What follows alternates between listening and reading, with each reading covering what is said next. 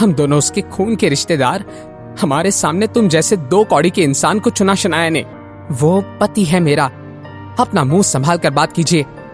और आप मेरे रिश्तेदार कब से हो गए? खून के रिश्ते से अगर दुनिया चलने लगती तो आप जैसे लोगों को अपने ही परिवार में चोरी करने की जरूरत ना पड़ती।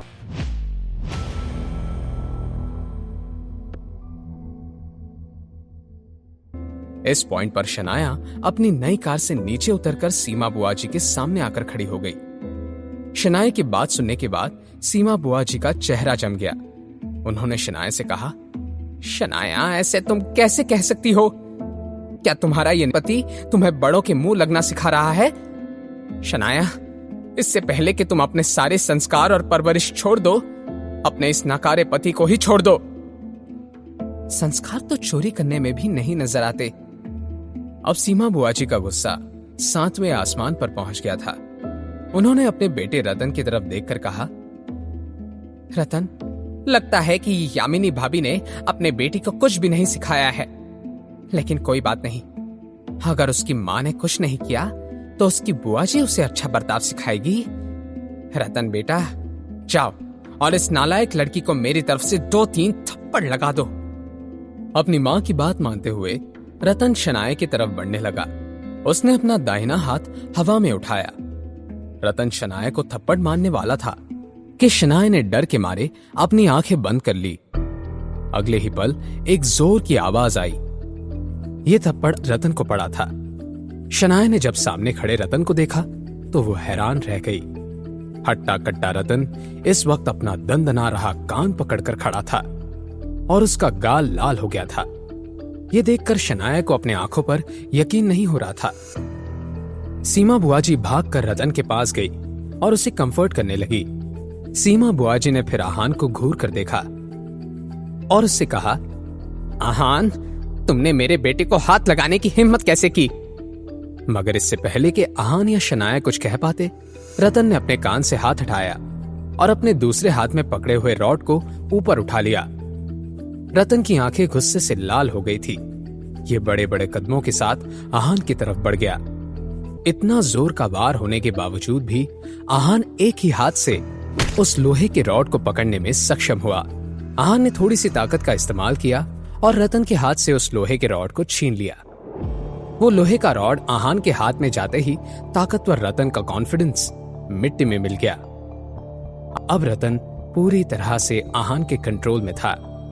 शनाया खुद ऐसा महसूस कर रही थी जैसे किसी एक्शन फिल्म का फाइटिंग सीक्वेंस देख रही हो।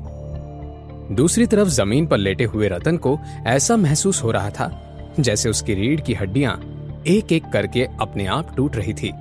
दूसरी तरफ सीमा बुआ जी ने कुछ सोचा और अपने बेटे को आहान से बचाने के लिए शोर मचाने लगी।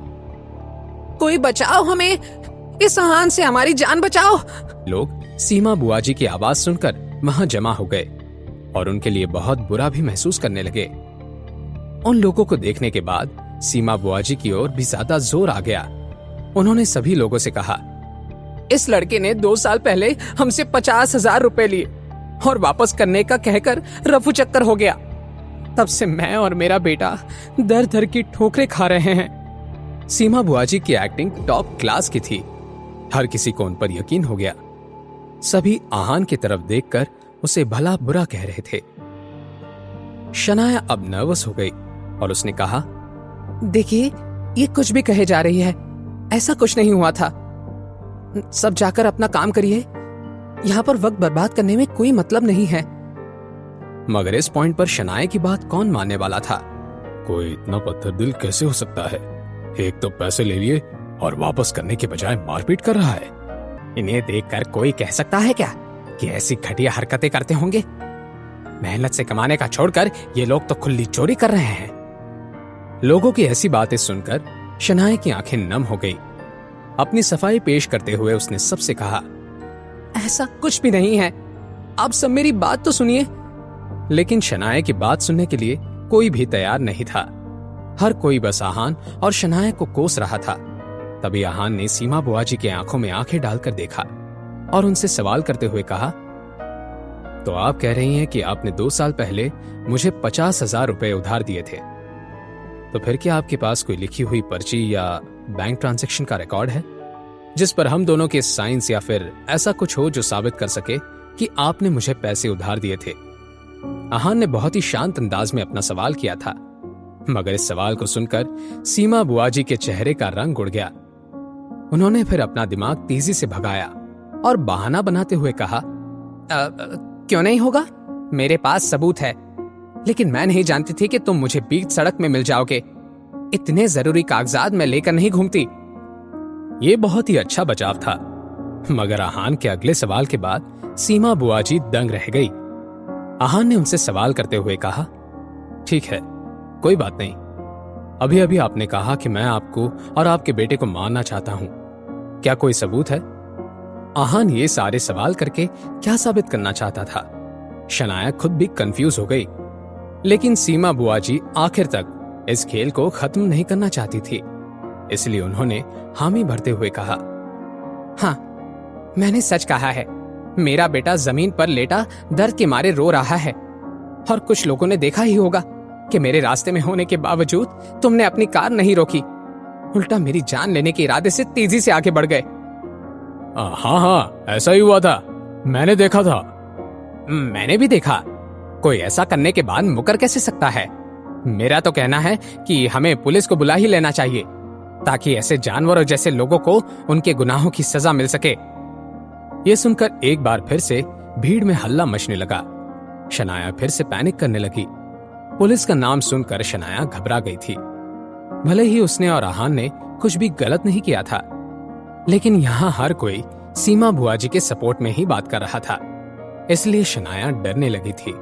तभी आहान ने जोर से कहा, हाँ प्लीज, कोई पुलिस को कॉल कर ही दो, मुझे भी एफआईआर लिखवानी है।